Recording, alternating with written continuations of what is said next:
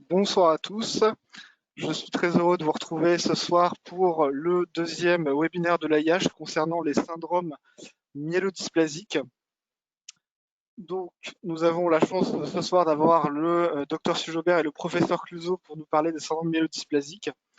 Et donc, avant de passer au topo, je voulais juste vous faire un bref rappel sur ces webinaires qui sont enregistrés et dont il y aura une diffusion sur la chaîne YouTube de l'AIH, qui s'appelle tout simplement Association des internes en hématologie. Et donc, vous avez déjà le premier webinaire sur le myélome qui est présent. Et on va diffuser donc par la suite les suivants. Et donc, continuez, vous pouvez suivre cette chaîne, vous pouvez vous abonner. J'aurais rêvé de dire ça. Donc, bref, donc on va passer au webinaire et donc on va parler aujourd'hui de biologie des SMD, puis après d'impact thérapeutique. Et donc, le premier topo sera présenté par le docteur Sujobert. Et donc, pour commencer, on va faire un petit sondage sur qu'est-ce qu'un syndrome myélodysplasique. Et donc, je lance le sondage. On vous laisse une minute pour répondre à cette question. Donc, qu'est-ce qu'un syndrome myélodysplasique? Est-ce que c'est un état précancéreux de la moelle osseuse, un cancer indolent des précurseurs myéloïdes, une LAM avec moins de 20% de blast, une insuffisance médulaire liée au vieillissement, et ou est-ce qu'une myélodysplasie est égale à CHIP plus cytopénie?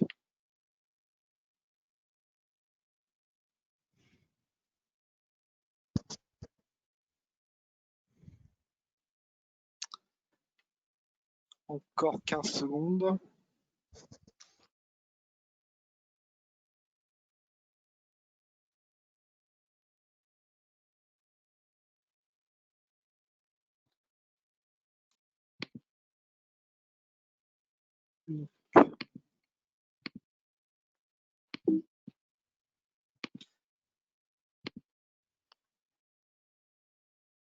Et donc, on va pouvoir afficher les résultats du sondage.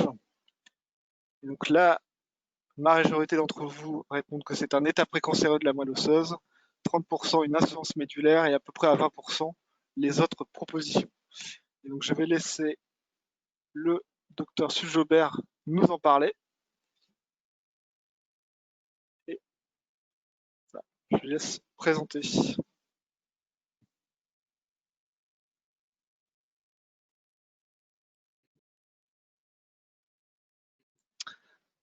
Alors, un petit problème de son. Vous m'entendez? Oui, là c'est bon. Ouais, ok, j'ai eu des petits problèmes de réseau, mais ça devrait aller. D'accord. C'est la Je province. tiens.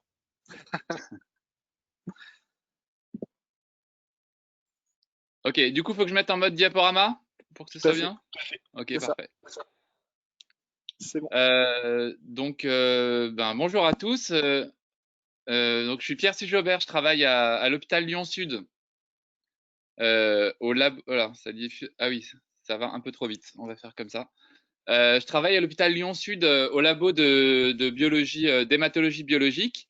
Je suis ravi d'être avec vous ce soir, de vous faire ce petit topo sur la biologie des syndromes myélodysplasiques, ce qui n'est pas une question très simple. Et du coup, le sondage, là, justement, c'était pour illustrer un petit peu ça, parce que je trouve que, par exemple, quand on explique à des externes ou à des non-hématologues ce que c'est qu'une myélodysplasie, c'est finalement pas si simple à définir.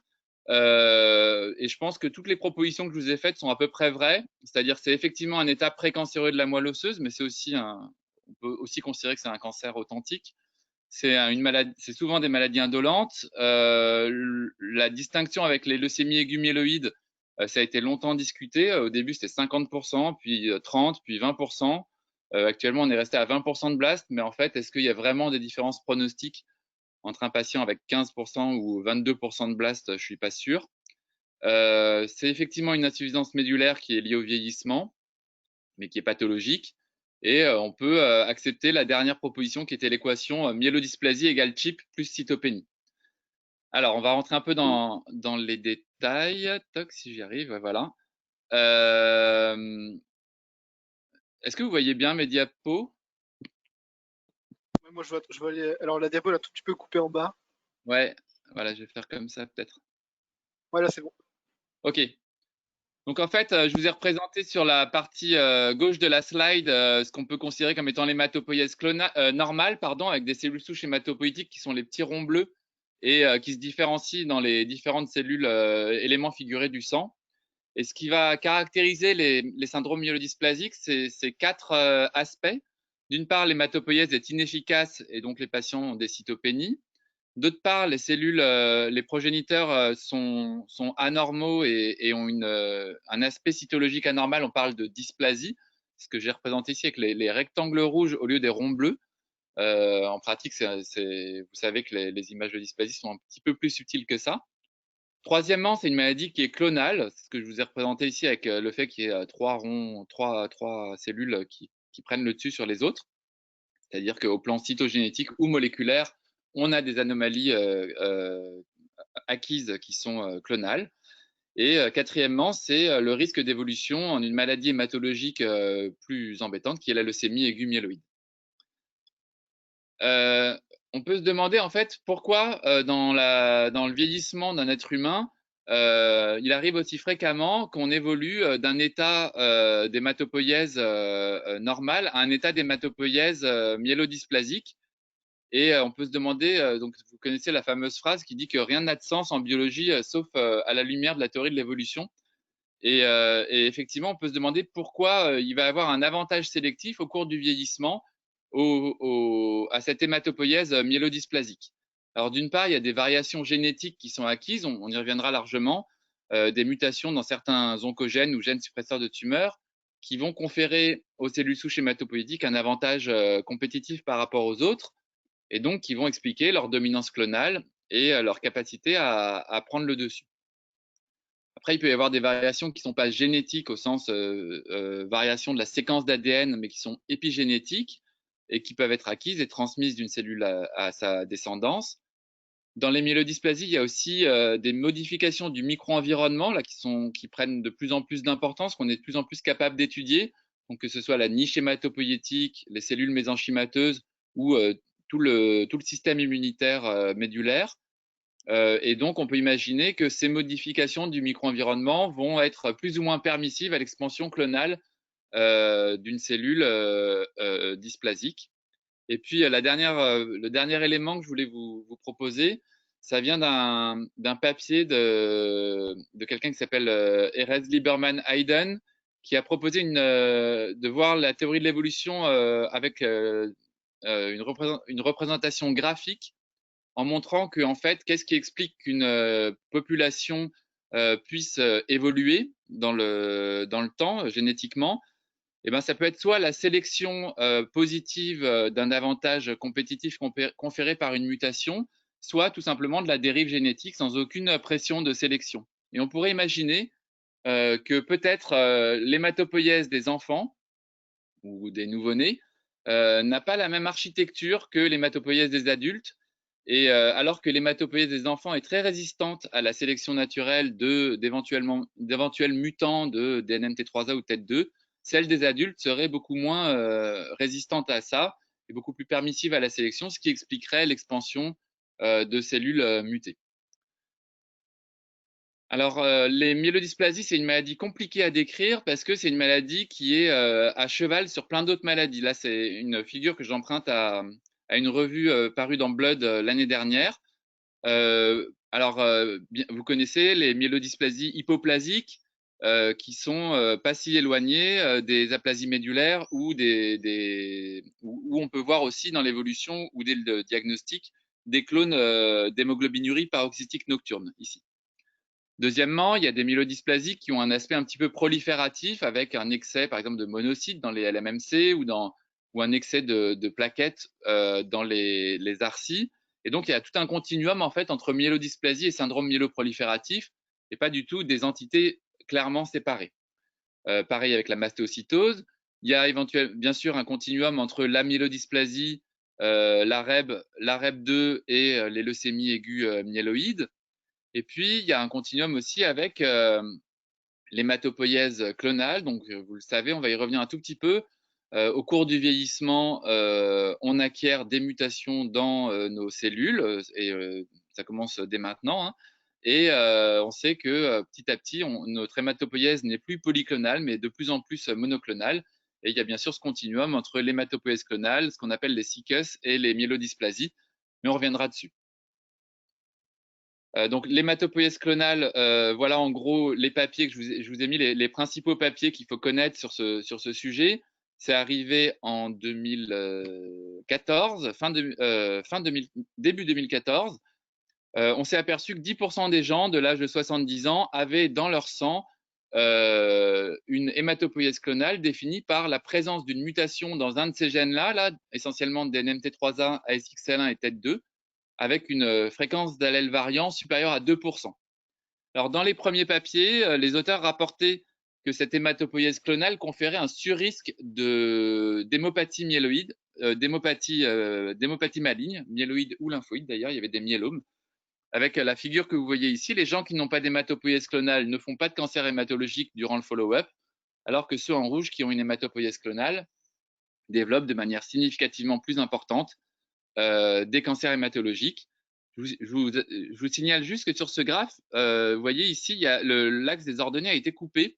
Et probablement que si on le mettait à l'échelle, la figure serait beaucoup moins convaincante. En fait, le surrisque d'hémopathie maligne conféré par l'hématopoïèse clonale est extrêmement modéré. Alors, il est significatif, mais il est extrêmement modéré parce que vous voyez que même si vous avez une hématopoïèse clonale, 5 ans après, 60 mois plus tard, 96% des patients n'ont pas fait d'hémopathie maligne.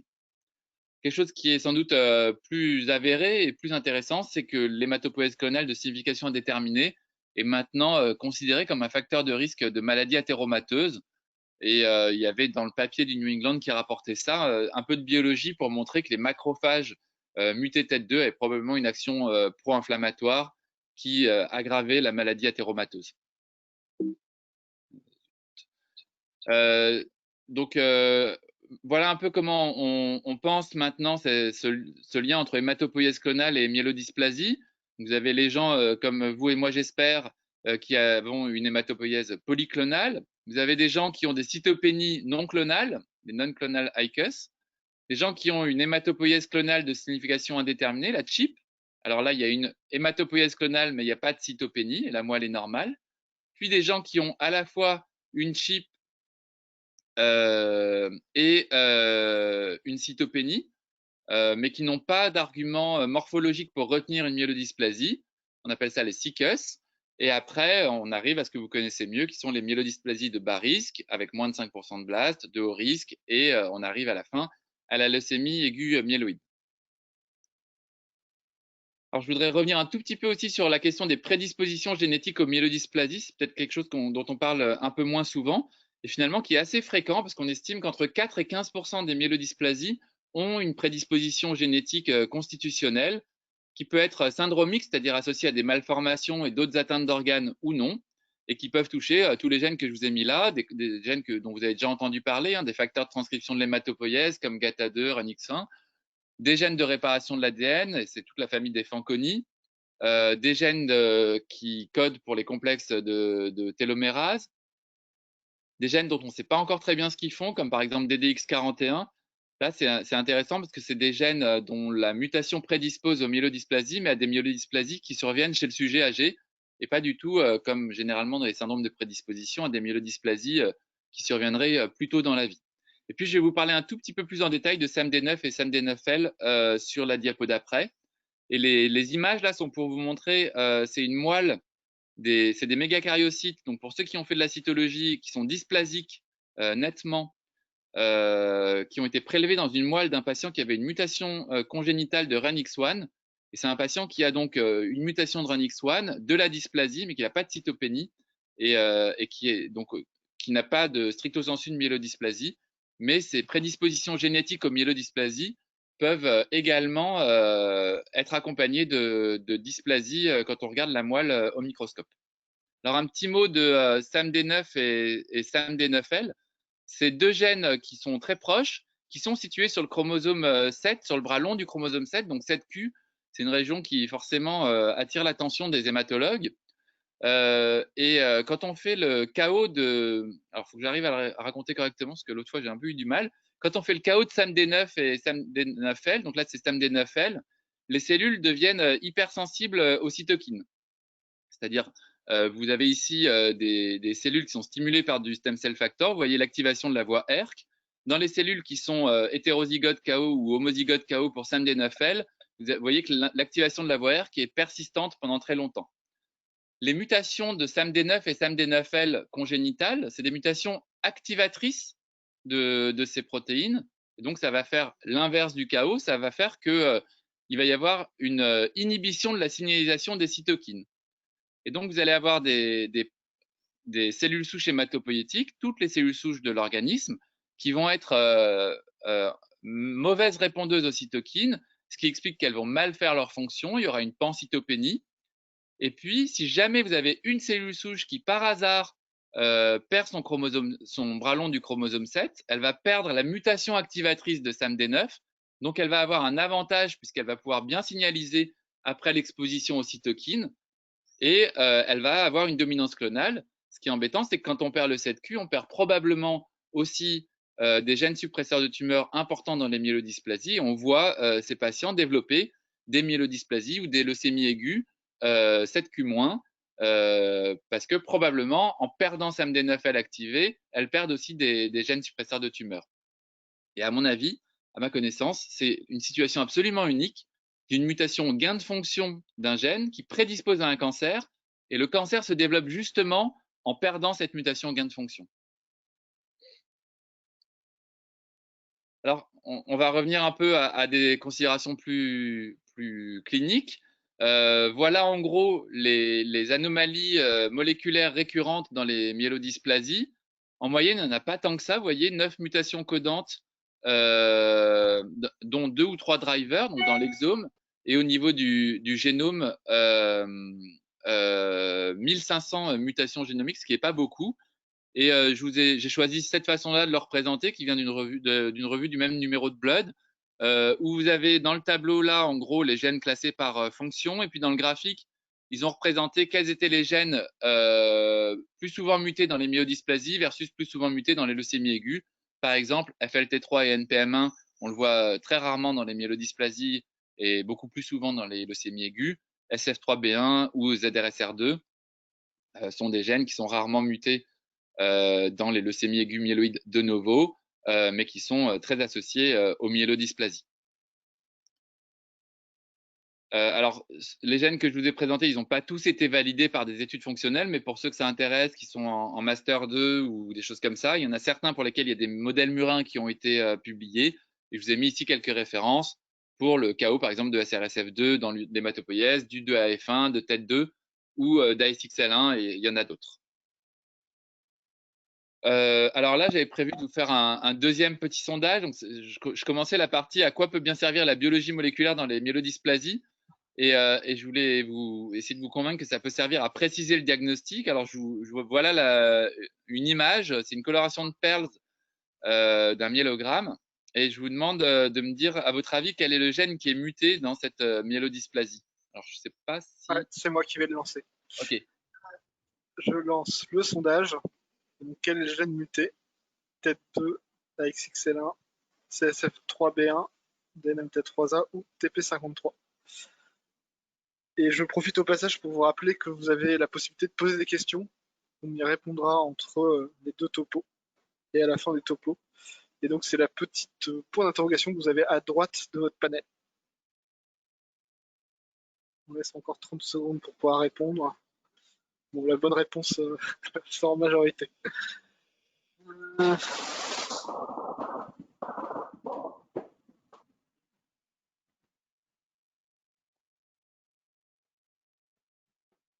Encore 15 secondes.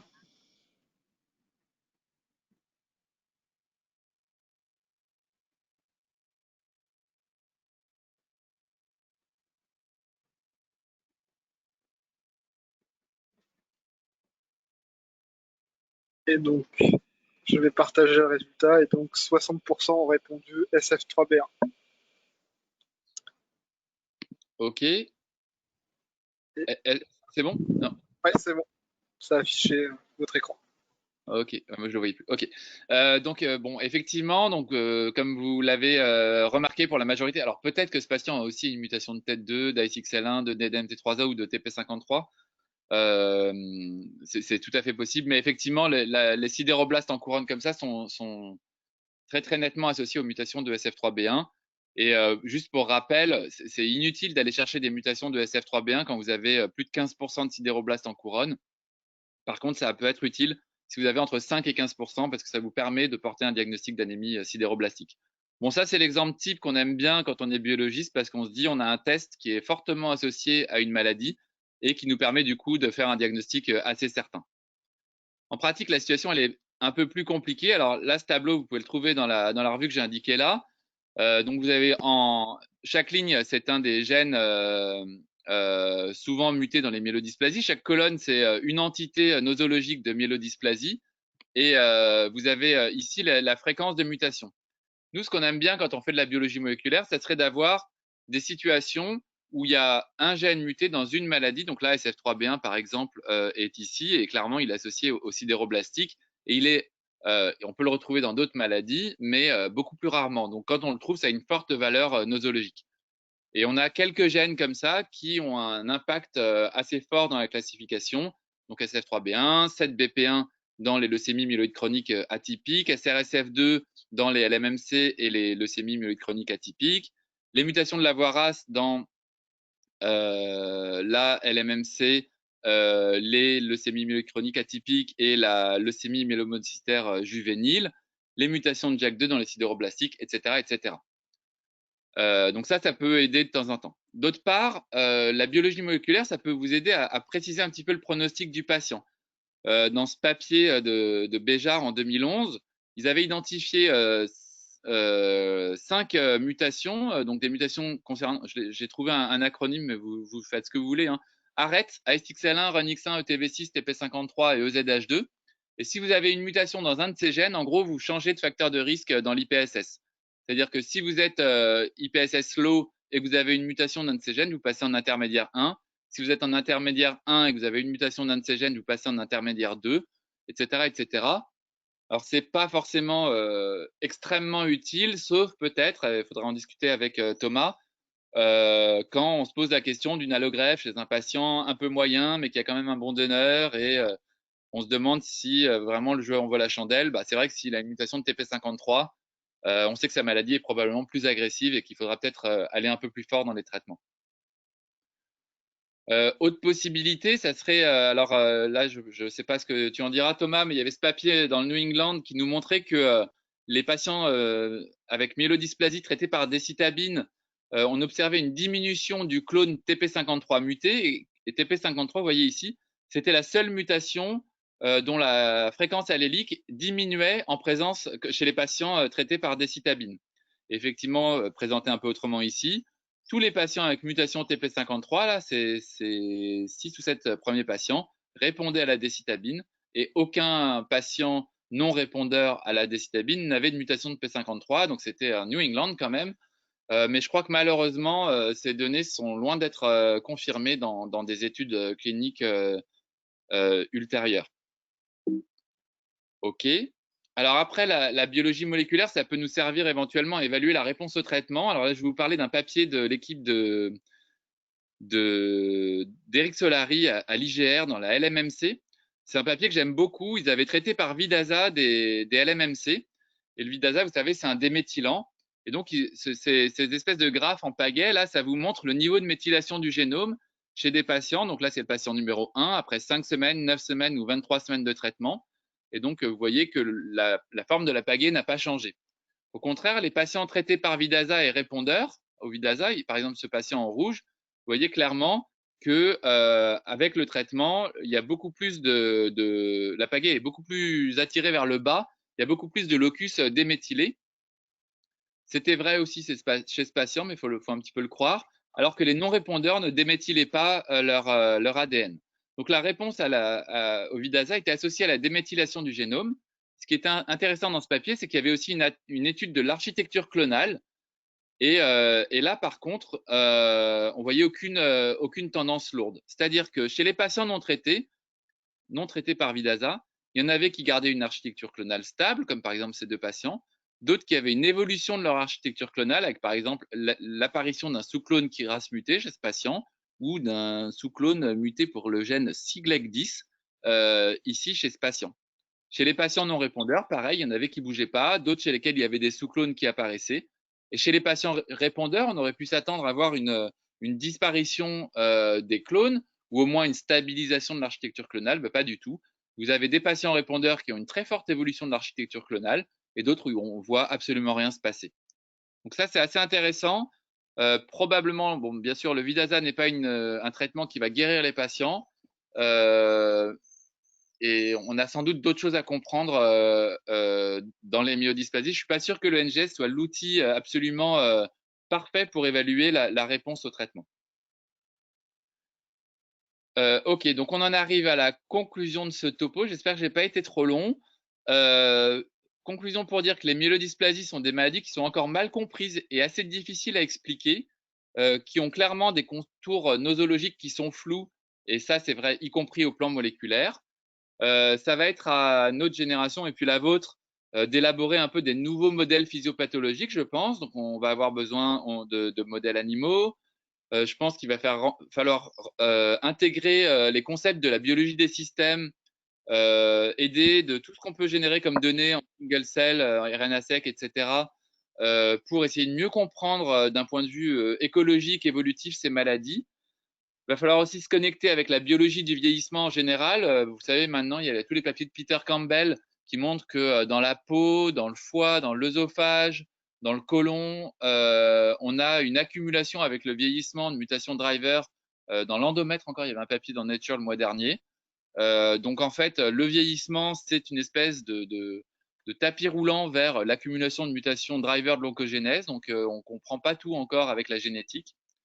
Et voilà, donc j'espère vous avoir convaincu que la biologie moléculaire peut apporter quelques réponses à certaines questions cliniques ciblées. Je ne pense pas qu'il soit encore l'heure de faire un panel NGS à tous vos patients myélodysplasiques, mais clairement, dans certaines indications, ça peut être utile. Et je crois que j'en ai fini là. Et je suis bien sûr très heureux de répondre à vos questions si j'y arrive. Merci beaucoup, vous êtes parfaitement dans les temps, 20h30 pile. Je vais reprendre la main. Et je laisse donc, je vous remonte sur le panel à droite, vous avez la possibilité de poser des questions avec le bouton questions. Et pour l'instant, moi j'avais deux questions qui sont apparues. Alors la première, c'est, je suis pas sûr que ça soit encore arrivé dans les consultations en France, mais peut-être qu'on l'aura bientôt. Imaginons qu'un patient arrive qui n'a absolument rien, qui a réussi à se faire un panel NGS sur le sang, qui lui retrouve une mutation, on va dire tête 2, et il vient à la consultation en disant docteur, il faut me suivre. Est-ce que en pratique, qu'est-ce qu'on lui dit? Est-ce qu'il y a des choses à faire? Est-ce qu'on le renvoie chez lui? Alors, je vous fais pas une réponse d'expert. Moi, je rappelle que je suis pas clinicien, enfin, je suis plus clinicien, donc je vais rester à ma place de biologiste. À mon avis, il faut pas soigner les gens qui sont pas malades. Et quand on voit que le risque d'hémopathie maligne, il est de l'ordre de 4% à 5 ans, donc les chips en général c'est vers 70 ans, hein, et que ça fait un petit sur-risque de maladie vasculaire, mais qui est de l'ordre d'un autre ratio de 2. J'ai tendance à dire que c'est pas une maladie et qu'il faut plutôt les laisser tranquilles. Si on est un peu du genre anxieux, pourquoi pas faire un hémogramme de temps en temps. Mais à mon avis, il faut pas traiter ces gens-là, il faut les laisser tranquilles. Par contre, clairement, j'ai entendu John Dick au CHO l'an dernier qui disait que fallait peut-être intervenir le plus tôt possible, donc il propose pas de traitement encore. À l'ASH aussi, on nous a montré que le TNF alpha, c'était un facteur qui favorisait l'expansion des clones des NNT3A mutés chez les souris. Et de là à dire qu'il faut les mettre sous anti-TNF, il n'y a qu'un pas. Bon, clairement, il y a des tendances lourdes pour essayer de traiter les gens non malades. Je Ouais, pense que la médecine, c'est d'abord de pas nuire aux patients. Et je dirais que pour une chip, il faut surtout rassurer les gens. C'est comme la d'accord. MGUS, en fait. Ouais, voilà, ce que j'allais dire, là, il commence à traiter les Je peux patients juste avec les rajouter MGUS. un petit truc, Ouais, si vous êtes OK. ouais. Juste, oui, on commence à en voir, hein. Moi, j'en ai quelques-uns, des patients à qui on a diagnostiqué des chips. En gros, c'est principalement des patients qui ont eu des myélogrammes excessifs, on va dire, sur des anémies féripries ou des choses comme ça, au final, la cytopénie se résout dès qu'on va compenser en fer, dès qu'on va compenser en folate, en B12 ou des choses comme ça, et où on tombe bizarrement sur une mutation TET2 avec une VAF à 1-2% qui clairement correspond à une chip.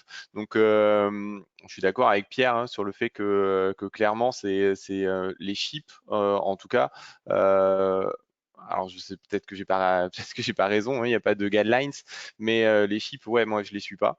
Je dis clairement que voilà, il n'y a pas de Aujourd'hui, il n'y a pas de recommandation et surtout, voilà, le risque évolutif est tellement faible que je pense pas qu'il faut s'exciter dessus. Moi, j'ai quelques patients par contre avec plutôt on va dire des SICUS, donc avec des cytopénies et des mutations avec des VAF très très faibles de type chip. Ceux-là, je me les manage un peu comme les MGUS. C'est-à-dire en leur faisant des NUM régulières en fait. Alors régulière, je veux dire, c'est pas une NUM par mois, hein. Moi, je leur fais des NUM tous les 6 mois. Je dis pas que c'est une recommandation, hein, mais voilà, je leur fais des NUM tous les 6 mois et j'essaie de les voir une fois par an. Alors pour pas faire grand-chose, ça me permet aussi moi de les colliger et de me faire une petite expérience là-dessus. Mais voilà, je pense qu'on commence à les voir. Voilà, j'ai quelques comptes rendus avec des SICUS, avec mutation là, j'en ai eu une cette semaine de Stack 2. Voilà, donc bon, c'est des choses comme ça. Et après, en termes de traitement, je crois que c'est Omar Abdelwahab aux US qui a proposé un essai clinique pour traiter des chips en fait avec des associations de gènes avec plusieurs mutations donc avec des panels de mutations avec des hauts risques de transformation et d'essayer de les traiter précocement. Alors a priori, je pense que Pierre c'est peut-être mieux ça que moi, mais c'était des patients qui avaient un risque évolutif, je crois, de l'ordre de 40% à peu près. Et donc ces patients-là, il leur proposait un traitement en fait à visée anti-inflammatoire, alors qui était une lettre avec plein de chiffres. Voilà. Donc je pense que petit à petit, oui, on va essayer. En tout cas, on va essayer, hein. Je pense qu'on va arriver à proposer des traitements à des gens qui n'ont rien. Ouais. Voilà. Il y a un papier de Jen Dick dans Nature il y a 2 ans, je pense, qui précise un peu justement les chips à risque en gros. Et c'est d'avoir plusieurs mutations, c'est moins bien que d'en avoir une seule. D'avoir des VAF élevés, c'est moins bien. Il y a certains gènes qui sont moins bien. Et ils arrivent comme ça à prédire assez bien l'évolution vers une leucémie aiguë. Ouais. Effectivement, on va sans doute voir des chips high risk. Après, dans le myélome, on n'a toujours pas vu des MGUS, on n'a toujours pas de résultats positifs de traitement des MGUS de haut risque avec en préemptif quoi. Ça va peut-être venir hein, avec le DARA mais je pense qu'il faut rester prudent quoi. Et c'est très bien parce que ça enchaîne sur la deuxième question qui a été posée sur les techniques actuelles. Est-ce que la VAF qui est rendue, c'est quelque chose de fiable ou c'est quelque chose qui a une fluctuation importante? Et est-ce que ça peut servir à différencier, on va dire, différents stades d'évolution? Est-ce qu'une chip à 50, enfin une VAF à 50, La ça- VAF, c'est donc la variante allèle frequency, c'est la fréquence d'allèle variant. Donc, quand on fait du NGS, on lit 15 000 fois la même ligne, en fait, et si il y a une anomalie dans cette ligne, dans la séquence, on compte que c'est un variant et on va compter combien de fois je vois ce variant par rapport à l'intégralité des séquences que j'ai lues. Et c'est une mesure qui est extrêmement robuste pour les mutations D'accord. ponctuelles, c'est-à-dire un A qui donne un T ou un G qui donne un C, peu importe, ou un G qui donne un A, enfin, ouais, bref, peu importe. Quand c'est une mutation ponctuelle. Par contre, la VAF, c'est pas très précis quand c'est des insertions délétions, surtout quand c'est des insertions délétions de grande taille, parce que bon, c'est une longue histoire, mais dans les processus d'analyse du NGS, à un moment, on aligne ce qu'on lit sur le génome, et s'il y a une grande insertion délétion, on a du mal à l'aligner, donc c'est foutu à la poubelle.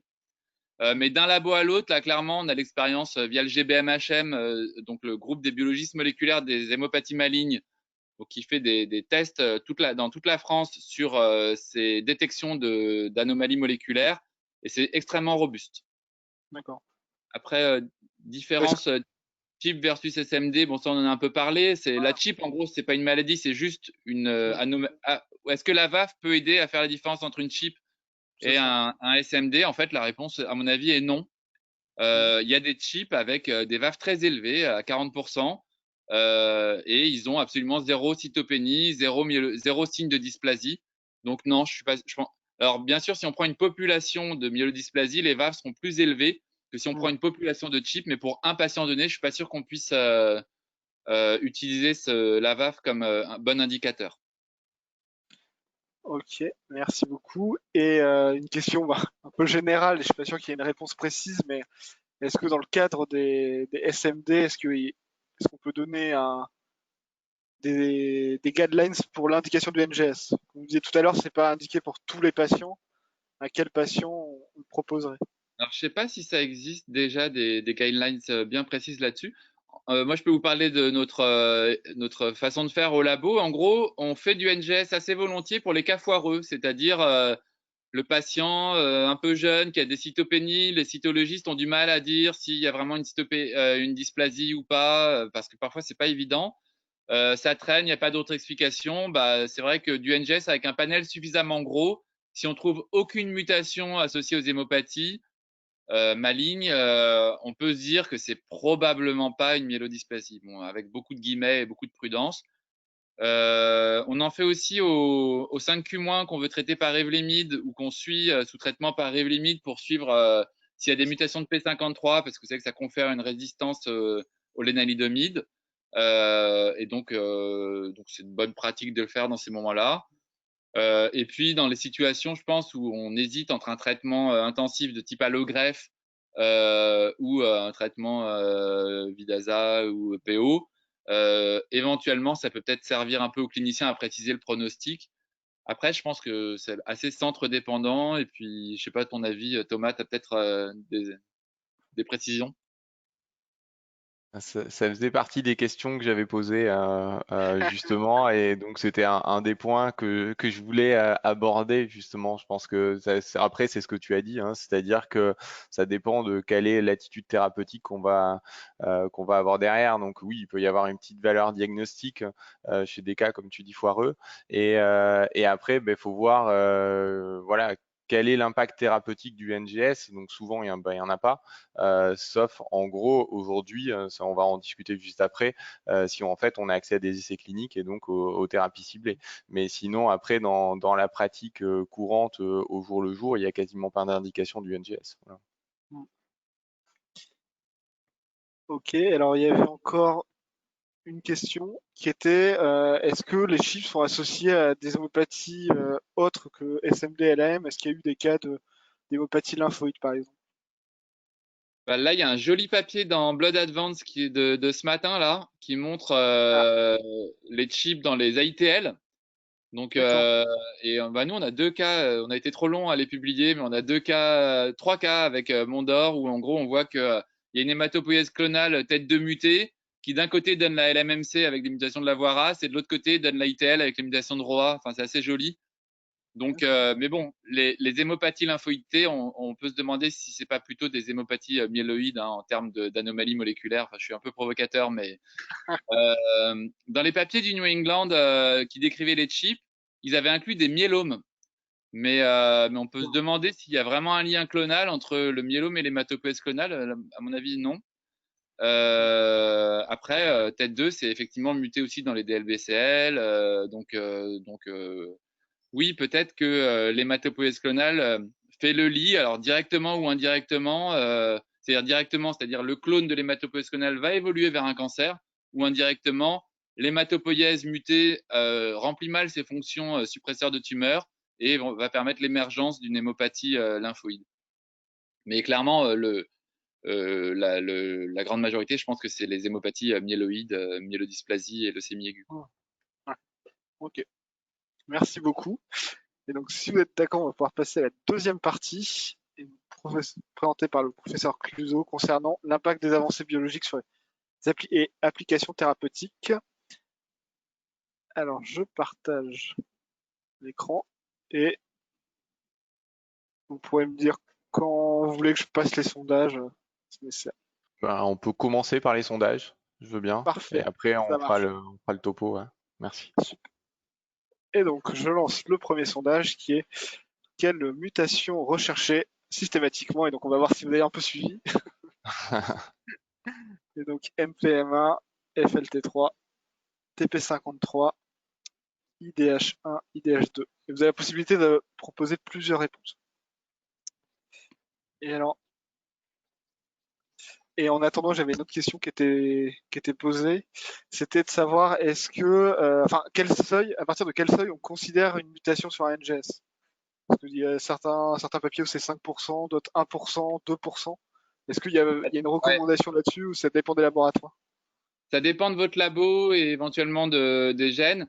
Je peux vous dire pour les VAF, on considère qu'il faut plus de 2% de VAF, pardon, les chips, il faut qu'il y ait plus de 2% de VAF pour que ce soit considéré comme une chip, c'est la définition. Euh, la plupart des labos rendent sans problème à 5% leur NGS. La plupart aussi peut descendre jusqu'à 1 à 2%. En dessous de 2%, ça commence à être compliqué. Il faut en tout cas mettre beaucoup d'argent dans le NGS pour pouvoir séquencer profondément. D'accord. Donc retenez de l'ordre de 2%. Ok, merci. Et donc, on va pouvoir montrer le résultat du sondage. Et donc, 90% ont mis TP53. Et après, on voit IDH1, IDH2 à un tiers, FLT3 à 30% et NPMA à 23%. Ok, bon, Très bien. TP53, a priori, c'est juste pour me faire plaisir, hein. Euh, Mais bon, très bien. Bah, alors après, je sais pas si c'est en lien avec les thérapeutiques auxquelles vous avez accès dans vos centres. Donc normalement, NPM1, FLT3, on va dire non dans le cadre des myélodysplasies, hein. C'est plutôt dans le cadre des LAM qu'on va rechercher ce type de mutation. TP53, ben, ça pourrait guider dans certains centres, parce que je pense pas à tous les centres, ça pourrait guider l'indication d'une allogreffe chez un patient éligible à l'allogreffe. Il y a des centres qui vont greffer indépendamment du statut TP53 les patients. Il y a d'autres centres qui vont dire que les patients TP53, ils vont pas les allogreffer. Donc ça se discute au jour d'aujourd'hui. Et les IDH, ben, les IDH, c'est intéressant si on a accès aux IDH inhibiteurs. Si on n'y a pas accès, clairement, il n'y a pas d'intérêt à aller regarder s'il y a des mutations d'IDH ou voilà, hormis pour faire des études et tout ça. Mais après, en termes d'impact thérapeutique, il y aura pas d'impact réel là-dessus. Et après, j'avais mis un deuxième sondage. Ouais, tout à fait, je vais le lancer. Et donc, le deuxième sondage, c'est quel traitement proposer en première intention à un patient de 60 ans avec une myélodysplasie avec excès de blast de type 2, considéré haut risque selon l'IPSS-R. Et donc, le traitement est proposé. Donc, vous avez le choix entre allogreffe, une induction en première intention, de l'azacitidine, plus vénétoclax et des soins de support. Donc, on laisse encore 30 secondes pour que vous ayez le temps de répondre. J'ai pas d'autres questions.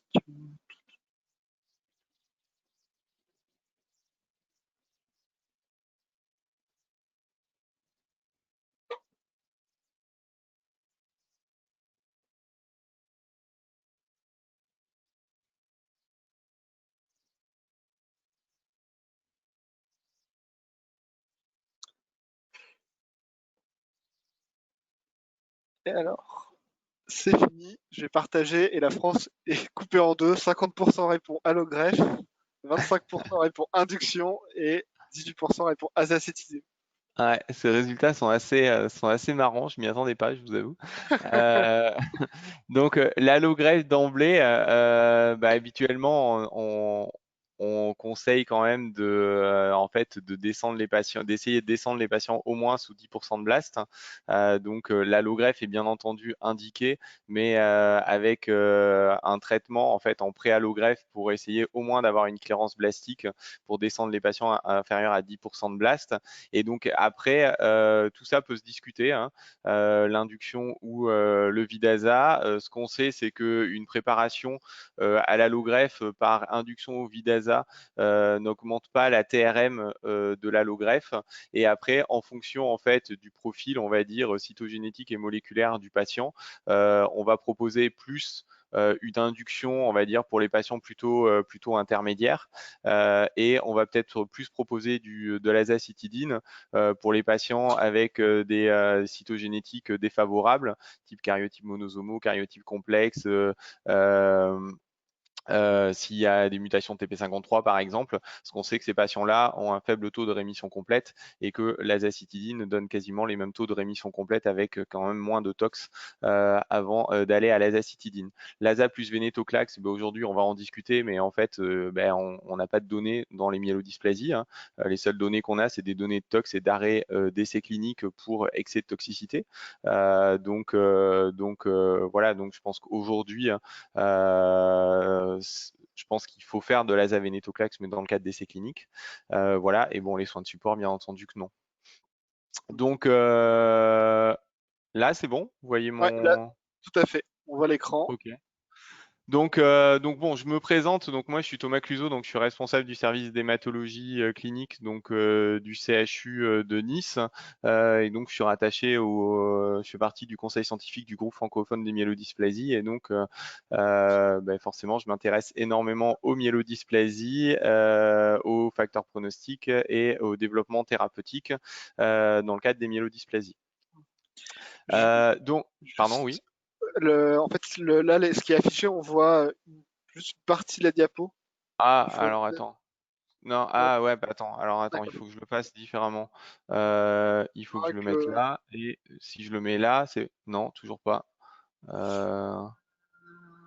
Alors, peut-être sur tout en bas, la sorte de flèche. On va à droite, peut-être que ça va le mettre en plein écran. Non, c'est pas ça. Non, c'est parce qu'en fait, ça me met en plein écran sur mon deuxième écran. Comment je fais ça? Je peux pas te partager l'autre écran? Bon, sinon, après, si les jeux. Là, c'est bon. Là, c'est bon, ça te partage le Ouais, deuxième écran. ouais, Ok. c'est ça. Ok, bon, parfait. Donc je reviens. Donc voilà, bon ça c'est mes conflits d'intérêts. Donc déjà, pour parler des syndromes myélodysplasiques de haut risque, en fait il faut savoir ce que c'est un syndrome myélodysplasique de haut risque et comment on fait le diagnostic. Donc on a déjà un peu discuté de l'intérêt du NGS et tout ça. Et en fait l'idée c'était de reprendre assez rapidement juste la classification OMS et de bien définir en fait les syndromes myélodysplasiques. Aujourd'hui les syndromes myélodysplasiques ils se définissent avec une cytologie. Donc en fait il faut des dysplasies sur le myélogramme en fonction du nombre de dysplasies. On va parler de dysplasie unilignée, de dysplasie multilignée. Il va falloir une coloration de Pearls pour pouvoir identifier des sidéroblastes en couronne. Et donc, vous voyez que dès qu'on a plus de 15% de sidéroblastes en couronne, on va pouvoir se mettre dans ce sous-groupe de syndrome myélodysplasique avec sidéroblastes en couronne, mais que chez les patients qui seront entre 5 et 15% officiellement, il nous faut la présence de la mutation SF3B1 pour pouvoir dire s'il y a sidéroblastes en couronne ou pas et pour pouvoir reclasser les patients. Aujourd'hui, ça n'a pas grand impact en termes de thérapeutique, mais dans le futur, quand on aura accès au luspatercept, probablement ça aura un impact thérapeutique parce que les patients qui auront moins de 15% de sidéroblastes en couronne, mais avec mutation de SF3B1, pourront avoir accès à ce traitement-là. Il y aura besoin également de cytogénétique. Donc la cytogénétique, elle est principalement importante pour identifier ce sous-groupe avec la délétion 5Q isolée. Donc ça va être important. Et Pierre en a déjà parlé. Dans ce sous-groupe, il sera nécessaire de rechercher la mutation TP53 avant d'initier tout traitement par l'énalidomide. Après, donc il y aura cette quantification de blast principalement dans la moelle qui nous permettra de classer sur des syndromes myélodysplasiques un peu plus avancés de type 1 et de type 2. Et vous verrez qu'après, ça a un impact également dans les classifications pronostiques. Et la classification OMS en 2016 a également défini certains sous-types de syndromes myélodysplasiques. Donc les syndromes myélodysplasiques qui sont non classables mais avec des blasts circulants. donc ça c'est important. Il y a les syndromes myélodysplasiques de type aplasique qui sont définis ici. Il y a les syndromes myélodysplasiques où en fait votre cytologiste ne retrouve pas de dysplasie permettant de classer en syndrome myélodysplasique, mais vous avez des anomalies cytogénétiques classantes.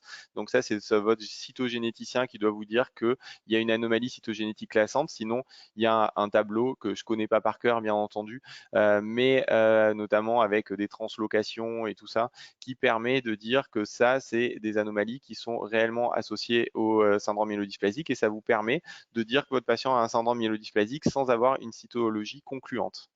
Donc voilà, donc en gros, pour faire un diagnostic de SMD, il va vous falloir un hémogramme, un myélogramme. Sur le myélogramme, il faudra des frottis, une coloration de Pearce, il vous faudra une cytogénétique et il faudra de la biologie moléculaire seulement pour certains cas. Donc on a dit pour rechercher la mutation SF3B1 pour entre les 5 et 15% de sidéroblastes en couronne et rechercher la mutation TP53 avant initiation d'un traitement par les nalidomide dans les 5 U-. Mais en gros, en dehors de tout ça, il n'y a pas forcément d'indication à aller rechercher les autres mutations. Le pronostic, donc ça je passe vite, mais vous savez qu'il y a ce score pronostic, donc qui est le score IPSS qu'on retrouve dans tous les papiers. Puis petit à petit, on va avoir le score IPSS révisé, je vous en parle juste après. L'idée de ce score est d'utiliser ces 3 paramètres qui sont le nombre de cytopénies, le pourcentage de blast et les caractéristiques cytogénétiques. Ça permet d'identifier 4 risques. Les risques, non c'est l'inverse, les risques faibles et intermédiaires 1 qui sont de bas risque et les risques intermédiaires 2 et élevés qui sont de haut risque. Donc nous, on est censé discuter ce soir des syndromes myélodysplasiques de haut risque. Mais en réalité, donc il y a l'IPSS qui a été révisé avec une classification principalement cytogénétique qui a été affinée et donc ça a permis d'affiner le score pronostic et donc de définir maintenant 5 sous-groupes pronostiques, donc de très faibles à très élevés.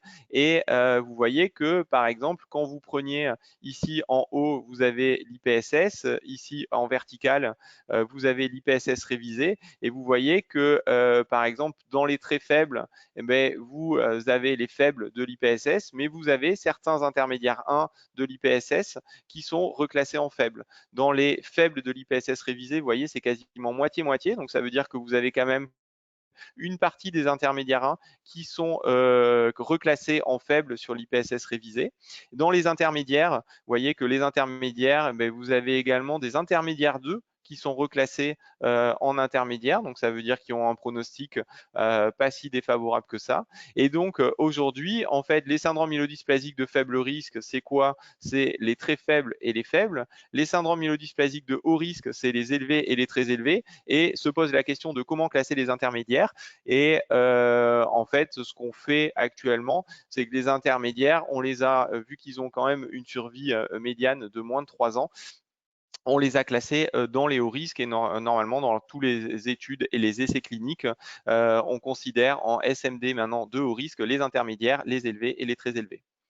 Quel va être l'intérêt de tout le moléculaire?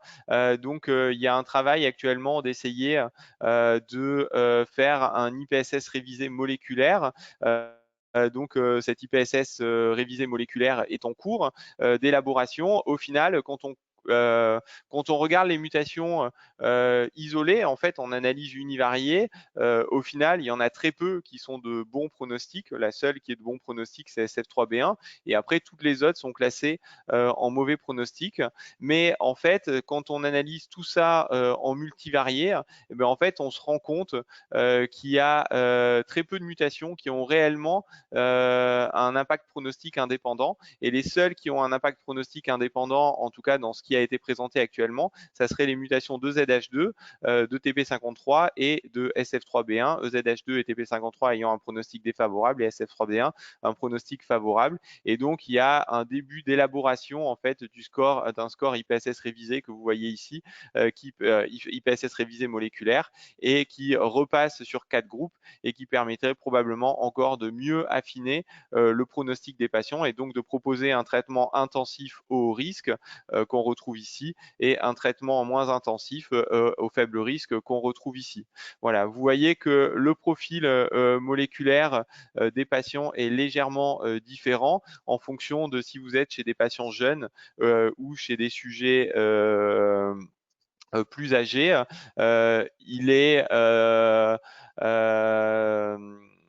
Il est bien normalement chez les sujets jeunes de toujours se poser la question d'une prédisposition constitutionnelle. Donc à présent, on a des panels en fait de dépistage constitutionnel pour savoir s'il y a des anomalies constites en dessous qui pourraient prédire, qui auraient pu favoriser l'émergence d'une myélodysplasie.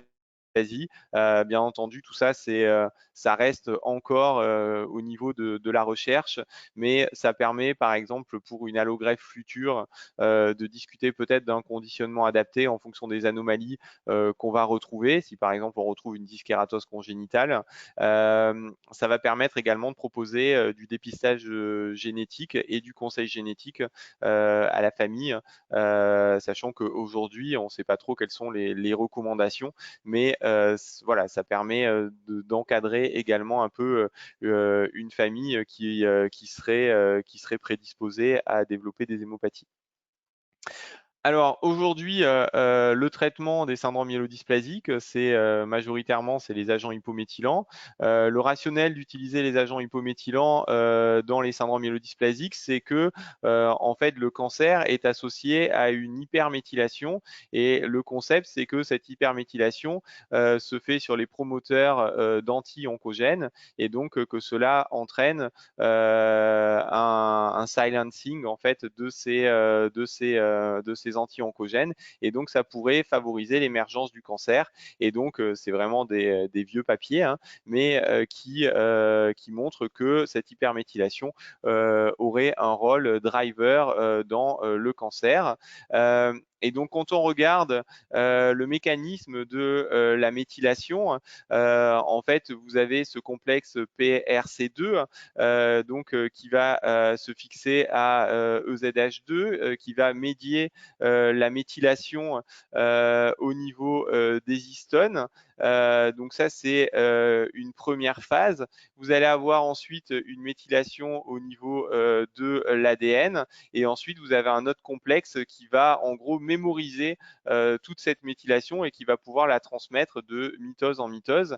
Et tout ce mécanisme, en fait, est régulé par différents gènes. Vous voyez, ASXL1, UTX, TET2, IDH1, IDH2, qui eux vont contribuer à l'activation génique. Et d'un autre côté, vous allez avoir EZH2 et DNMT3A qui eux vont contribuer à la répression génique. Et en fait, quand on réfléchit, donc ça Pierre on a déjà très bien parlé sur la physiopathologie des SMD, mais en fait il y a plusieurs choses qui interviennent. Il y a des phénomènes environnementaux, des phénomènes inflammatoires, il y a de l'évolution clonale et il y a tous ces changements épigénétiques qui participent en fait à la genèse des syndromes myélodysplasiques. Et donc tous ces phénomènes épigénétiques ont et toute cette méthylation a probablement un intérêt à être ciblée. Donc, si on regarde, en effet, dans les myélodysplasies, il y a une hyperméthylation qu'on retrouve. Vous voyez, ça, c'est des moelles normales et ça, c'est des moelles de patients myélodysplasiques. Et vous voyez bien en rouge qu'on observe une hyperméthylation dans les CD34 des patients myélodysplasiques. Et si on regarde les mutations qu'on observe le plus fréquemment dans les myélodysplasies, eh ben, on retrouve toutes nos mutations en fait qui sont impliquées dans la méthylation dans le mécanisme de méthylation de l'ADN. On retrouve nos mutations de TET2, d'ASXL1, DNMT3A, EZH2, IDH1, IDH2, et vous voyez que ça fait partie quand même des mutations les plus fréquemment retrouvées dans ces syndromes myélodysplasiques. Donc tout ça amène à un rationnel d'utiliser les agents hypométhylants dans les syndromes myélodysplasiques. Et donc, vous connaissez donc les résultats de cette étude qui commence à dater maintenant de Pierre Fenot, qui retrouvait un bénéfice significatif de l'utilisation de l'azacitidine dans les syndromes myélodysplasiques de haut risque. Versus ce qu'on aurait fait à l'époque, c'est-à-dire de la chimiothérapie intensive, des faibles doses d'aracitine ou du best supportive care. Et donc, vous voyez qu'on avait une médiane de survie de l'ordre de, elle est ici, on était de l'ordre de 24 mois. Mais en fait, alors non, c'est pas encore. Donc il y a un autre agent hypométhylant qui n'est pas utilisé en France, mais qui est utilisé aux États-Unis, qui s'appelle la décitabine et qui montre également un bénéfice significatif en termes de survie, mais ça dépend surtout des études. Il y a des études qui sont positives, des études qui sont négatives. Donc c'est pour ça qu'il n'y a pas l'AMM en France et que la décitabine n'est pas utilisée en France. Pour revenir sur l'azacitidine, en fait, si on regarde l'azacitidine, en fait, quand on prend ça c'est les données espagnoles, quand on prend les données de vraie vie espagnoles et qu'on refait en fait l'essai clinique, donc la phase 3, l'essai clinique de Pierre Fenot, Vidaza versus ce que vous auriez fait, c'est-à-dire best supportive care, low dose d'aracé ou chimiothérapie intensive, et bien en fait on retrouve plus en fait ce bénéfice significatif en termes de survie. Et vous voyez que les deux courbes sont totalement comparables. Alors comment on analyse ça? En fait, alors moi je l'analyse de cette façon-là, ce qui est que en fait l'azacitidine fonctionne réellement. On le voit, on a tous des patients sous azacitidine. On voit bien que il y a réellement des patients qui tirent bénéfice de ce traitement.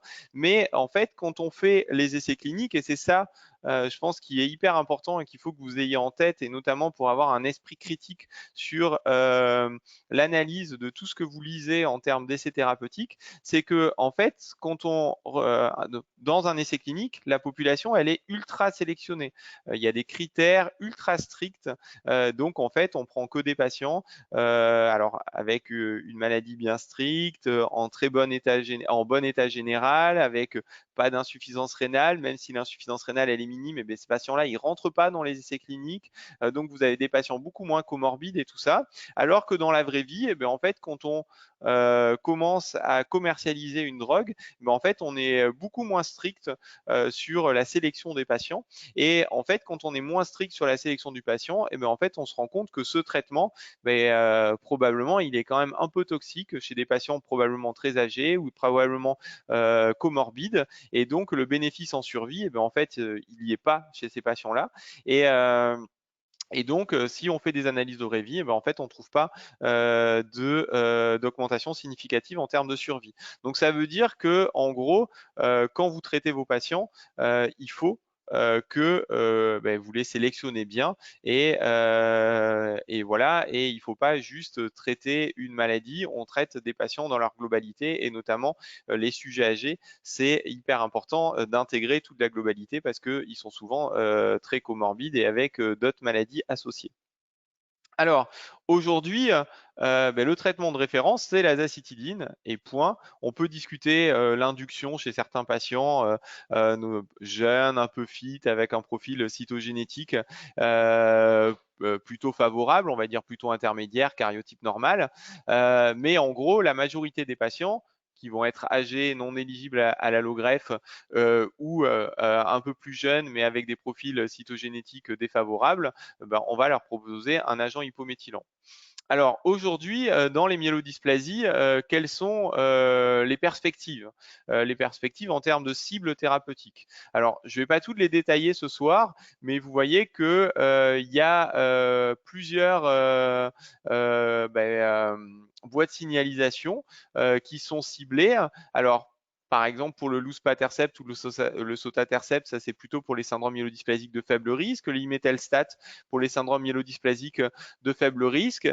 Et donc ce soir, moi j'ai juste prévu de parler un peu d'immunothérapie pour parler des PD-1. Je vais parler de l'APR 246, donc qui cible TP53, les inhibiteurs d'IDH1 et d'IDH2, le vénétoclax qui cible BCL2 et un peu d'HDAC inhibiteur. Alors, on va commencer par les HDAC inhibiteurs. Les HDAC inhibiteurs, en fait, il y a eu énormément de développement sur les HDAC inhibiteurs. Le tout premier qui a été utilisé a été la dépakine. Ensuite, il y a eu le vorinostat, l'antinostat et le tout dernier est le pracinostat. Ce qu'il faut savoir, c'est que les HDAC inhibiteurs, on a tous été très déçus des résultats. On avait des résultats de phase 1 qui étaient prometteurs, des résultats de phase 2 qui étaient prometteurs et des études de phase 3 qui ont toutes été négatives en termes de survie. Donc ça aussi, c'est un point hyper important de bien comprendre que les études, la phase 1 et la phase 2, vous allez avoir des taux de rémission complète qu'on va vous montrer. Mais en fait, ce qui est important chez ces patients-là, en fait, c'est la survie globale. Parce que le taux de rémission complète, il est important pour les patients que vous souhaitez amener à l'allogreffe, en gros. Mais si derrière, ça ne se traduit pas par une augmentation de la survie globale médiane, ben en fait, ça a quasiment aucun intérêt. Donc là, pour le pracinostat, donc c'est un HDAC inhibiteur, il est sous forme orale. Il y a une étude de phase 1 qui montrait quelques rémissions complètes sur 44 patients. Il y avait 25 LAM, les autres étaient des MDS. Il y avait 2 rémissions complètes, donc ça a permis d'aller avec une bonne tolérance. Ça a permis d'aller en phase 2. Il y a une étude de phase 2 randomisée qui a été publiée par Guillermo Garcia Manero. Et sur 102 patients, après 6 cycles, vous voyez, il y avait une augmentation significative de taux de RC, 31% versus 18%, avec une amélioration hématologique également dans le bras pracinostat, 55 versus 35%, mais pas d'amélioration en termes de survie globale et de PFS pour le moment. Je vous ai montré là juste les courbes pour le moment de survie globale. Néanmoins, il y a quand même une phase 3 qui est actuellement en cours et qui va permettre de répondre s'il y a réellement un bénéfice en survie globale ou pas. Donc cette phase 3 est actuellement en cours et en cours de recrutement. Alors, l'immunothérapie aussi, vous savez, on essaie de mettre des PD-1 un peu à toutes les sauces. Et donc, ben, on s'est dit pourquoi pas faire de l'immunothérapie dans les myélodysplasies et également dans les leucémies aiguës myéloïdes. Tous les essais que je vais vous présenter sont des essais où il y a des myélodysplasies de haut risque et des leucémies aiguës myéloïdes. Et les résultats, en fait, de toute cette immunothérapie, ben, en fait, c'est des résultats qui sont très décevants. Des inhibiteurs de checkpoint. Donc vous avez la décitabine plus cet inhibiteur de PD1, pas de supériorité par rapport à la décitabine seule. L'ASA plus le durvalumab, qui est aussi un inhibiteur de PD1, pas de supériorité par rapport à l'ASA seul. ASA plus nivolumab, pas de supériorité par rapport à l'ASA seul.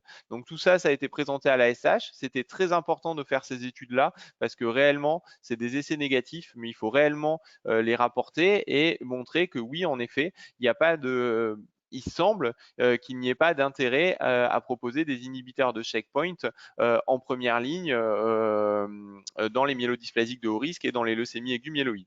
Le seul qui sortait un peu du lot était le pembrolizumab où il y avait un taux de réponse globale à 70,6% avec 47% de RC, mais les effectifs étaient faibles, donc ça demande à être confirmé. Donc celui-ci, probablement, il va y avoir quelques études qui vont probablement un peu se poursuivre. Donc ça, on était en première ligne. Si on se met en rechute réfractaire, donc poursuite du Vidasa, mais on associe le pembrolizumab. Là, vous voyez, les taux de réponse, ils sont pas très très emballants. 31% de taux de réponse complète avec 7% de RC, une survie médiane à 11 mois. ASA niveau ipilimumab, donc PD1 et inhibiteur de CTLA4, pareil, 30 poids. Alors là, 30% de RC, ça pourrait être pas mal, mais avec une durée médiane de réponse de 8 mois, ce qui semble pas super. Voilà, à suivre. C'est vrai qu'en rechute réfractaire, normalement, la médiane de survie est à 6 mois, donc on a quand même l'impression qu'il y a un petit signal, mais on est sur des effectifs très faibles et donc ça demande réellement à être confirmé. Alors, quand on parle d'immunothérapie, on peut aussi parler d'immunothérapie conjuguée. Et donc, il y a cet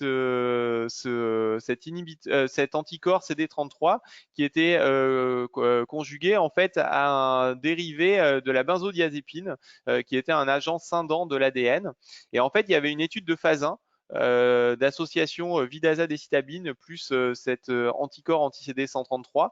24 patients, il y avait 65% de RC, 75 dans les MDS, 89% pour les cytogénétiques défavorables, avec une survie médiane non atteinte, pas de DLT.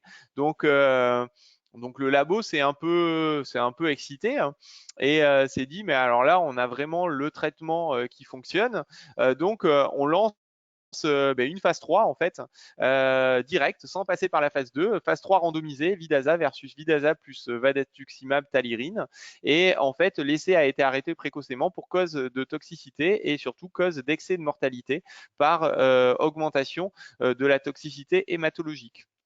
Donc, ce qu'il faut bien avoir en tête, c'est que le Vidaza est déjà en fait un traitement hématotoxique, et que chaque fois qu'on rajoute des drogues, potentiellement, dès qu'on va rajouter un tout petit peu de toxicité hématologique, en fait, on est quand même à fort risque d'augmenter les neutropénies fébriles de nos patients, les accidents hémorragiques de nos patients et donc la mortalité de nos patients.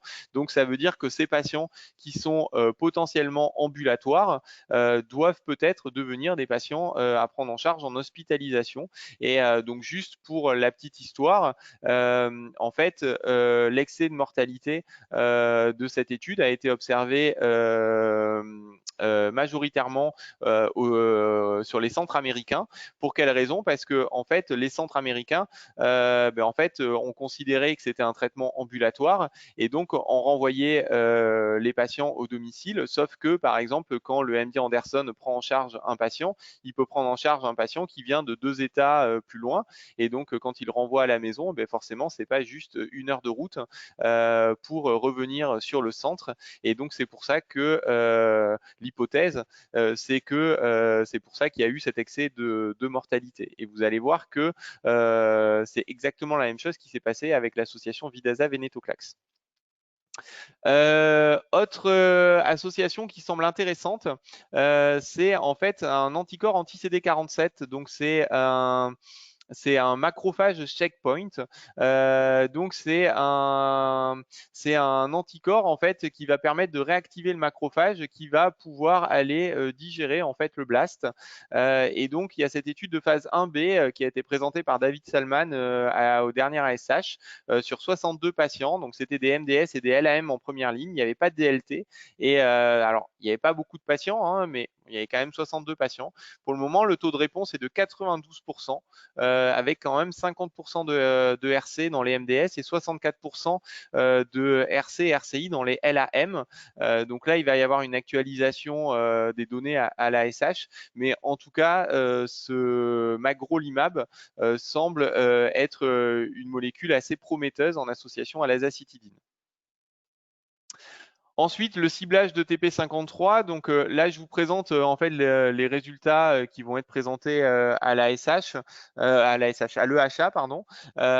Donc ça, c'est les résultats de l'étude en fait GFM APR, donc étude du groupe GFM, étude de phase 2 multicentrique, sur 52 patients qui a évalué l'association azacitidine plus APR 246. L'APR 246, c'est un agent reconformant de TP53. En fait, c'est une petite molécule qui va se fixer sur TP53 et qui va lui rendre sa conformation Y-type. Et donc TP53 va redevenir fonctionnel et donc va pouvoir redéclencher l'apoptose. Donc, dans cette étude, on a inclus 52 patients, 34 MDS, 18 LAM. Vous voyez que c'était des patients de très haut risque selon l'IPSS selon l'IPSS révisé, haut risque et très haut risque, majoritairement des patients avec des cytogénétiques de risque défavorables, des karyotypes complexes, des karyotypes monosomaux. Et les LAM, il y avait 60% de LAM avec 20 à 30% de blast et 40% avec plus de 30% de blast. Et pareil, des cytogénétiques complexes, donc très défavorables. Donc, sur ces 52 patients, le taux de réponse est de 68%, avec 37% de rémission complète et 10% de RCI. Et si vous prenez par contre que les patients évaluables, c'est-à-dire les patients qui ont réellement reçu 3 cycles d'azacitidine et 3 cycles d'AZA plus APR et qui ont pu avoir une évaluation médulaire après ces 3 cycles, vous retrouvez avec un taux de réponse qui est de 77%, avec 49% de de rémission complète et 13% de rémission complète incertaine, donc des résultats qui ne sont pas du tout observés habituellement dans cette population, hein, où on est plutôt aux alentours de 20% de rémission complète et surtout une survie médiane qui est de l'ordre de 6 mois. Il y a 4 patients qui ont pu être allogreffés et il y en a 2 qui sont actuellement en cours de traitement de maintenance avec Vidaza APR post-allogreffe. Si on regarde plus en détail en fonction de la pathologie sous-jacente, donc en intention de traitement, c'est-à-dire on prend tous les patients, les MDS, on est à 62% de taux de réponse global, les LAM avec 20 à 30% de blast, on est à 64%, et les LAM avec plus de 30%, on est à 29% de taux de réponse. Et si on prend que la population évaluable, donc je vous rappelle, c'est ceux qui ont reçu 3 cycles de LASA plus APR, ben on est à 75% de taux de rémission complète, à 75% de taux de réponse globale avec 57% de rémission complète et dans les LAM avec 20 à 30% de blast, on est à 78% avec 33% de rémission complète et 22% de rémission complète incertaine. Ça, j'en parle pas parce qu'il y a seulement 2 patients. Si vous regardez en termes de survie, eh bien, en termes de survie, la survie médiane, elle est à 12 mois. Donc, en gros, on l'a doublé si on se compare aux données historiques dans cette population. Dans les MDS, on est à 12 mois. On est à 13,9 mois dans les LAM avec 20 à 30% de blast. Et si on prend les patients qui ont reçu au moins 3 cycles, eh bien, en fait, on est à 14 mois quasiment de survie médiane. Donc, des résultats très prometteur. Et donc là, il y a actuellement une phase 3 dans les MDS qui évalue Vidaza versus Vidaza plus APR 246 et qui permettra de, j'espère, confirmer ces résultats-là. Alors, les inhibiteurs de BCL2, eh bien, en fait, les inhibiteurs de BCL2, on a beaucoup de données dans la LAM, mais en fait, on a très peu de données dans les myélodysplasies. En fait, le développement myélodysplasie et LAM devait se faire en parallèle, mais en fait, dès qu'ils ont ouvert les essais cliniques LAM, il y avait les myélodysplasies qui se faisaient en parallèle, et comme je vous ai dit tout à l'heure, eh bien, en fait, il y a eu un excès de toxicité dans le sous-groupe myélodysplasie, et donc les essais ont été arrêtés pour cause de toxicité et donc d'excès de mortalité. Donc là, les études reprennent. Donc vous voyez, les études elles reprennent en phase 1. Donc vous avez les études qui reprennent en phase 1B, là où les patients ont reçu vénétoclax seul ou ASA plus ven. Ça a été rapporté à l'ASH dans des myélodysplasies en rechute ou réfractaire sur 46 patients. On a des taux de réponse quand même de 50%, mais avec seulement 13% de RC, mais 38% de maro-CR. Donc ça veut dire que c'est des patients qui sont en RC, mais avec persistance de cytopénie, probablement à cause de la toxicité du vénétoclax. Et à 9 mois, on a une survie qui est estimée à 83%, avec, selon les auteurs, une tolérance acceptable. Donc des résultats qui semblent quand même très intéressants. Les Américains ont quand même si il n'y a pas d'AMM, ont traité certains patients avec de l'azacitidine plus vénétoclax et donc ils ont traité, donc ça c'est une étude rétrospective en fait qui rapporte les patients qui ont été traités donc au Moffitt Cancer Center, et donc sur 42 patients des myélodysplasies de haut risque en première ligne ou après échec par Vidaza, vous voyez que le taux de réponse global confirme à peu près les données de la phase 1 avec 55% de taux de réponse globale et c'est 55% de rémission complète médulaire. 73% en première ligne, 47% après échec de Vidaza, et avec une survie médiane, comme vous le voyez ici, qui n'est pas atteinte, mais un suivi qui est médian, qui était court, mais quand même des données très intéressantes. Donc là, actuellement, il y a une étude de phase 2, Vidaza plus vénétoclax en première ligne, qui va ouvrir, et la sélection des centres est actuellement en cours. Les inhibiteurs d'IDH, ben là aussi, les inhibiteurs d'IDH, en fait, beaucoup de développement dans la LAM, mais en fait, peu de développement dans les SMD. Alors aussi parce que les mutations sont moins fréquentes dans les SMD, mais sont quand même présentes. Donc là, je vous ai rapporté les résultats de ce qui a été rapporté à l'ASH, parce que les données sont vraiment très récentes. Alors ça, c'est avec l'énasidénib en monothérapie ou en association au Vidaza. Donc c'est une étude étude de phase 2 qui incluait des MDS, des LAM et des LMMC, des LAM possiblastiques. Et donc, vous aviez un bras A qui était naïf de tout traitement, donc c'est celui qui a reçu Vidaza plus énasidénib, et vous aviez un bras B qui lui avait déjà reçu du Vidaza et qui était en échec de Vidaza, et donc qui a reçu de l'énasidénib seul. Il y a 27 patients au total qui ont été traités, la tolérance est acceptable, le taux de réponse global et chez les patients évaluables, donc seulement sur 18, c'est 67% de taux de réponse global avec 20% de RC. Tous les patients qui ont été traités dans le bras Vidaza plus énasidénib sont en réponse avec 33% de RC. Il semble y avoir un petit signal comme quoi quand même ça améliore le taux de réponse de ces patients. Actuellement, il y a une étude qui est en cours, une étude du GFM qui s'appelle l'étude idéale et qui justement évalue soit l'énasidénib en monothérapie, soit l'énasidénib en association au Vidaza dans les syndromes myélodysplasiques de haut risque de première ligne, en échec après ASA ou dans les syndromes myélodysplasiques de faible risque EPO réfractaire. Les inhibiteurs d'IDH1, donc il y a l'ivosidenib qui lui aussi a été évalué en monothérapie ou en association à l'ASA dans une étude de phase 1 dans des myélodysplasies en rechute ou réfractaire. On a seulement 12 patients qui sont rapportés avec une tolérance acceptable. Il y en a 5 sur 12, donc ça fait 42% qui sont en rémission complète et on n'a pas de données de suivi de long cours. Voilà, la tolérance est acceptable. Il semblerait que quand même ces patients qui sont mutés IDH1, on observe des taux de réponse comparables au taux de réponse observé dans les leucémies aiguës myéloïdes. Il y a un autre inhibiteur d'IDH1 qui s'appelle l'olutasidenib. Et donc, il y a une étude de phase 1-2 dans les MDS sur 20 patients qui a été rapportée pareil à l'ASH cette année, qui retrouve une tolérance acceptable. Et vous voyez des taux de réponse de l'ordre de 33% quand c'est en monothérapie et de l'ordre de 73% en association avec l'azacitidine et avec des taux de RC. Alors, pareil, hein, c'est 17%, mais c'est seulement un patient. 55%, c'est 6 patients. Donc, à voir, à confirmer avec des effectifs plus importants. Mais en tout cas, ça semble intéressant. Et surtout, ce qu'on voit, c'est qu'en association à l'azacitidine, c'est bien toléré et avec surtout pas d'augmentation de la toxicité, notamment sur le plan hématologique.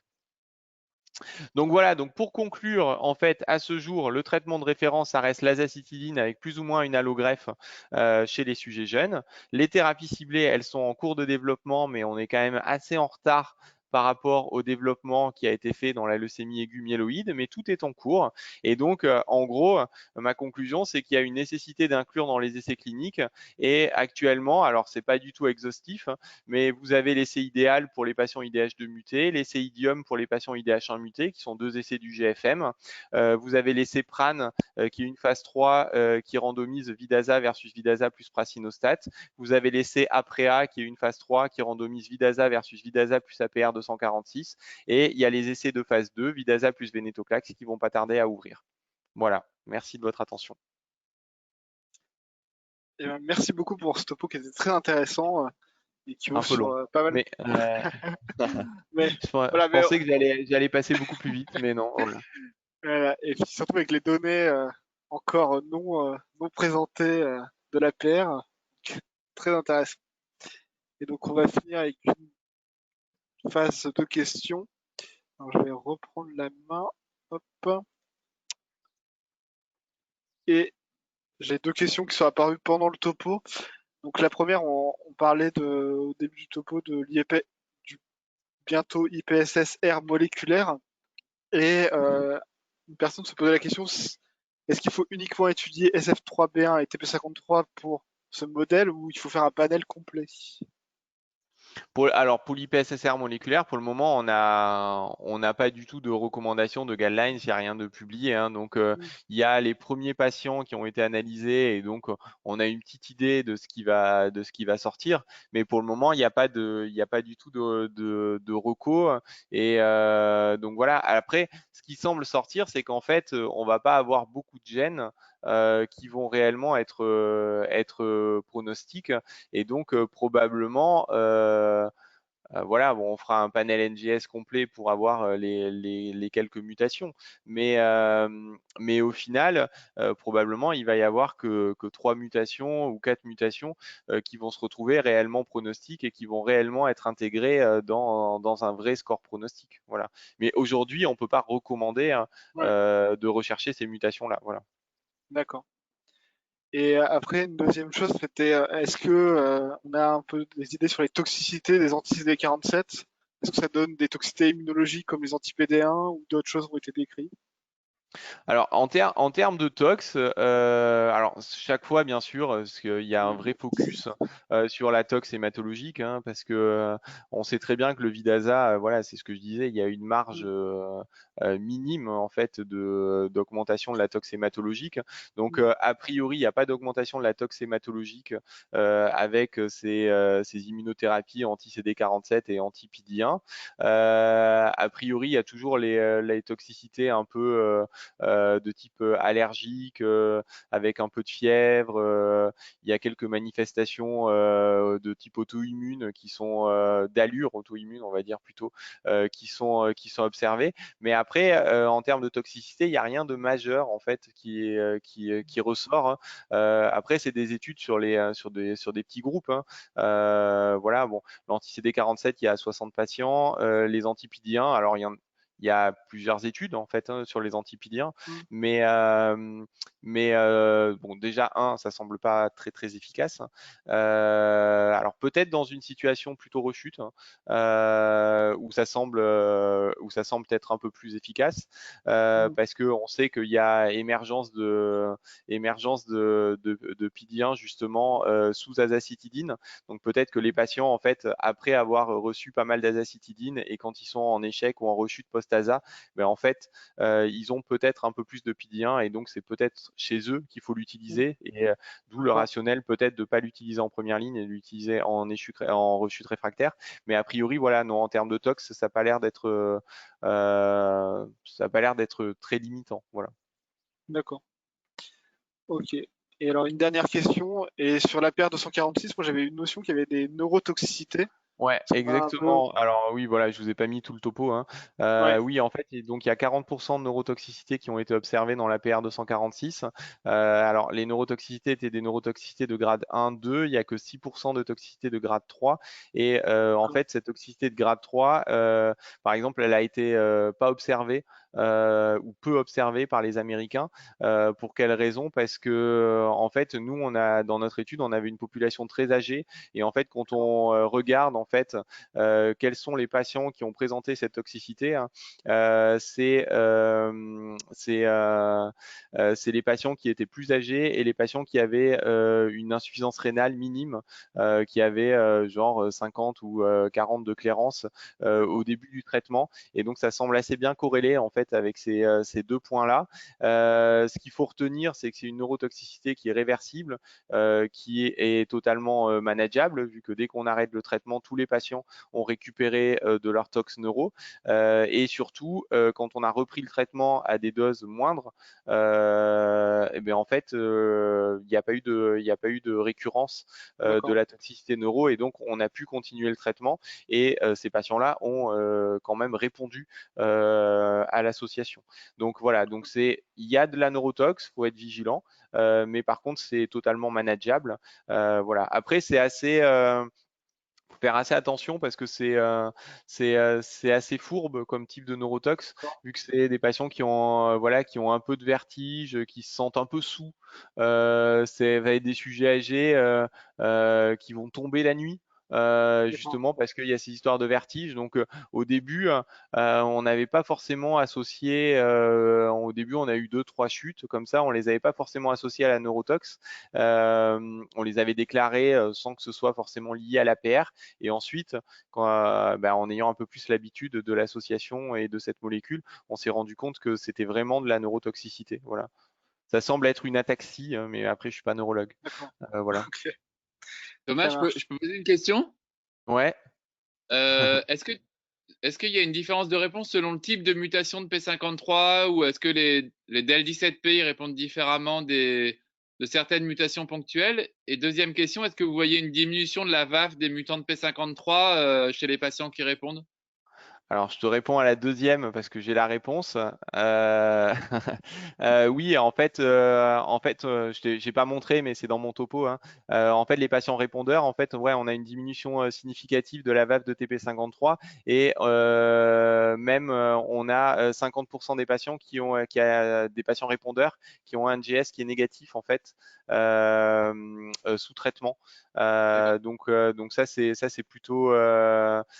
plutôt ultra positif. On voit vraiment qu'on obtient des réponses assez profondes, voilà, avec disparition des clones.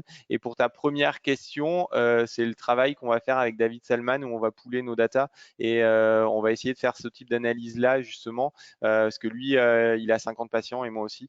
Donc au final, on va essayer de pooler notre centaine de patients et on va faire des analyses de sous-groupes sur la greffe, sur le moléculaire et tout ça. Et donc probablement, j'espère qu'on soit prêt pour l'ASH prochain. Voilà. Ok. Merci beaucoup. Alors, je ne crois qu'il n'y a plus de questions, donc je tenais encore à vous remercier d'avoir accepté de faire ce webinaire qui était très intéressant et que je suis sûr a plu à nos collègues, à mes collègues internes. Et donc, pour conclure, je tenais encore à remercier l'AIH et ses partenaires qui permettent de réaliser ce type de formation et qu'on va continuer, hein, vu que ça vous a plu. Là, vous étiez plus de 80 à assister à ce webinaire. Et donc, n'oubliez pas, vous recevrez demain une enquête de satisfaction pour pouvoir adapter les topos et proposer également des thèmes qui pourraient vous intéresser pour les prochains. Et on est en pleine campagne de recrutement pour l'AIH, donc si vous voulez nous rejoindre pour nous aider à organiser des événements comme ce webinaire de ce soir, n'hésitez pas à m'envoyer un mail. Voilà. Encore merci à vous, Dr Sujobert et professeur Cluzot, et je vous souhaite une bonne soirée. Merci. Merci, bonne soirée. Bonne soirée. Au revoir.